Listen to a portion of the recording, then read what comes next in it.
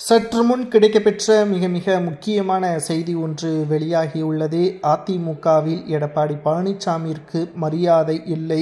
இதை பற்றி தான் இந்த வீடியோவில் முழுமையாக தெளிவாக நாம் பார்க்க போகிறோம். அதிமுகவை பொறுத்தளவிற்கு கடந்த 4 ஆண்டுகளாகவே அதிமுகவின் பொதுச் செயலாளராகவும் அதிமுகவை முழுமையாக கட்டுப்படுத்தியும் வருகிறார் எடப்பாடி பழனிசாமி அவர்கள். கட்சியிலிருந்து நீக்கப்பட்டவர்களையும் மீண்டும் அதிமுகவில் இணைக்க முடியாது என்பதையும் வலியுறுத்தி வருகிறார். ஆனால் தலைமை பொறுப்பிற்கு சரியாகத்தான் எடப்பாடி நடந்து கொண்டிருக்கிறாரா? கடந்த 8 தேர்தல்களில் அதிமுக தோல்வியை தழுவியுள்ளது. 2 இடைத்தேர்தல்களை புறக்கணித்துள்ளது. தற்பொழுது சட்டசபை தேர்தலை எதிர்கொள்ள முடியாமல் அதிமுகவின் மூத்த நிர்வாகிகள் பிற கட்சிகளில் இணைந்து வருவதும் அதிமுகவில் சலசலப்பை ஏற்படுத்தியுள்ளது. எடப்பாடிக்கு இருக்கக்கூடிய மரியாதையே அதிமுகவின் நிர்வாகிகளும் தொண்டர்களும் கொடுக்கவில்லை என்றும் தற்பொழுது செய்திகளை நம்மால் பார்க்க முடிகிறது.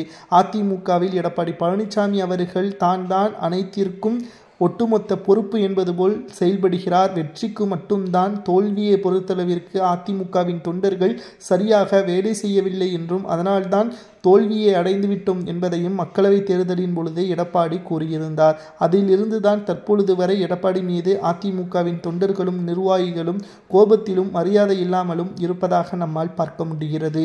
அடுத்ததாக எடப்பாடி பழனிசாமி அவர்களது செயல்பாடுகள் ஒட்டுமொத்தமாக அதிமுகவின் தொண்டர்களை புறக்கணிக்கும் வகையில் தான் அமைந்துள்ளது. ஏனென்றால் வசதி வாய்ப்பு இருக்கக்கூடிய நிர்வாகிகளை தான் வேட்பாளராக நியமனம் செய்ய உள்ளதாகவும் இதனால் கட்சிக்காக உழைத்த நிர்வாகிகளது நிலைமை கேள்விக்குறியாக மாறுவதாகவும் பல்வேறு குற்றச்சாட்டுகள் முன்வைக்கப்பட்டு வருகிறது.